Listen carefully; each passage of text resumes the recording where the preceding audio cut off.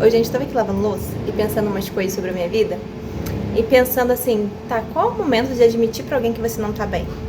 Porque às vezes, pelo menos eu tenho pavor de discurso vitimista. Eu já fui uma pessoa muito vitimista, então eu odeio quando eu me pego reclamando das coisas, murmurando. Eu sei que isso não é uma coisa que agrada a Deus e não agrada ninguém que tá ouvindo ao seu redor e não passa uma imagem legal. Mas às vezes, ficar falando que você tá bem o tempo todo, quando você tá destruída, caindo aos pedaços por dentro, também pode te levar pra um lugar muito solitário e muito complicado. Às vezes é bom você ser vulnerável, mas tem que saber com quem você vai ser, né? Porque nem todo mundo vai saber acolher a tua fragilidade, nem todo mundo vai saber te aconselhar da maneira adequada. Então, assim, se conheça a tua fragilidade, suas dores, e entenda quando é o momento de, ok, eu vou dizer que tá tudo bem, até de fato ficar, porque eu acredito que tudo vai melhorar. E qual é o ponto, porque eu acredito que isso é benéfico também, sabe? É bom, às vezes, a gente declarar coisas boas, crendo que de fato vai acontecer, não ficar reforçando pra nossa mente que tudo vai mal, sabe? Pode ser que seja meio complicado você entender meu raciocínio. Mas assim, eu acredito que tem dores, dificuldades, sofrimentos que você, não é que você tem que encarar sozinho, mas que você não tem que abrir pra todo mundo, sabe? Que você tem que de fato acreditar que tudo vai ficar bem e não problematizar mais o problema. Não dar mais ênfase a ele, não dar mais atenção a ele do que de fato ele merece. Mas às vezes vão acontecer momentos em que a tua dor vai estar se prolongando por tempo demais, você vai estar ficando cada vez mais frágil ou mais sozinho, e falar que tá tudo bem já não tá ajudando mais. Então é bom saber identificar esses sinais, né? Porque eu por muito tempo gostei de falar que estava tudo bem, para que de fato ficasse, acreditando que tudo ia passar, mas em determinado momento, algumas vezes isso me ajudou, de fato funcionou pra mim, mas em determinado momento, nos últimos meses, isso me fez mal. Ficar falando o tempo todo que estava tudo bem e me cobrando estar bem num período que eu devia estar vivendo a minha dor, né? Porque 1 mês, 2 meses, 3 meses pra superar um luto de uma pessoa que conviveu com você, que 33 anos te colocou no mundo, não é muito tempo, sabe? Não é tempo suficiente. Então, às vezes a gente se cobra muito, se maltrata muito, achando que a gente tem que estar de um determinado jeito, achando que a gente não pode falar do nossa dor senão a gente está se vitimizando, achar que a gente está cansando as pessoas. De fato, a gente tem que dosar a nossa fala. As pessoas também têm seus próprios problemas, suas próprias vidas, mas nossa, é tão gostoso você ter as pessoas certas para se abrir e te aconselhar, sabe? E acolher a tua dor ali. Então, assim, até na Bíblia, né, a gente vê vários casos assim. Em Provérbios tem um versículo que fala sobre o poder de você ter bons conselheiros. Então, se cerque-se de pessoas boas, se abra com as pessoas corretas, creia sim que tudo vai ficar bem, não fique falando do seu problema de forma a potencializá-lo, aumentá-lo, sabe? Mas também não joga pra debaixo do tapete a sujeira, não joga sabe, não enterra o teu sofrimento como se ele não estivesse acontecendo, como se ele não fosse real, como se você não estivesse sentindo o que você está sentindo, porque isso pode te levar para um lugar muito escuro, muito sofrido, que pra sair depois dali você vai ter que cavar muito mais com Deus, vai ser muito mais doloroso e sofrido pra sair dali. O Senhor pode te libertar de toda dor e sofrimento. Eu acredito que o Senhor cura sim depressão e ansiedade.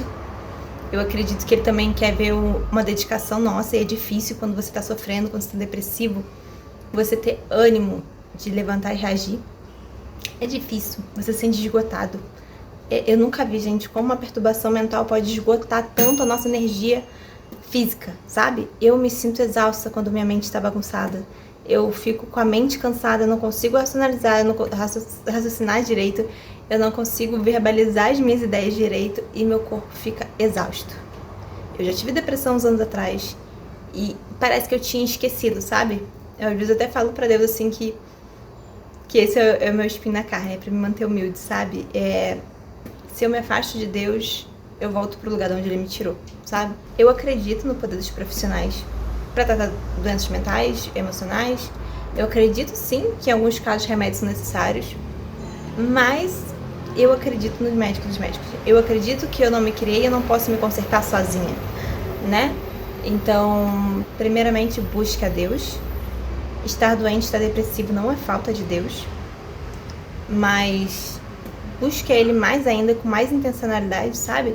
Creia que Ele te deu a mente dele, que é boa, perfeita, é criativa, é próspera, sabe? Declara sobre você aquilo que Deus diz quem você é na palavra dele. Então, assim, creia que tudo vai ficar bem, faça a sua parte, procure boas pessoas para te aconselhar, procure profissionais, acorde cedo, se exponha a uma vida organizada, a uma alimentação boa. Você sabe que tem pessoas que entram em depressão por falta de vitamina?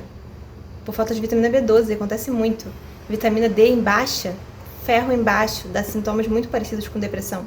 Então, se avalie como um todo, se conheça abaixo de Deus, mais do que ninguém na sua vida. De fato, invista um tempo para entender as suas emoções, para entender a raiz delas, sabe? Trate-se como um todo, sabe? Você é corpo, mente, espírito, então não é nada isolado, não adianta você... Claro, Deus cura tudo, Ele pode tudo. Mas eu creio que Ele queira que você ore, que você busque, que você leia a palavra, mas que você cuide do corpo que Ele te deu, sabe?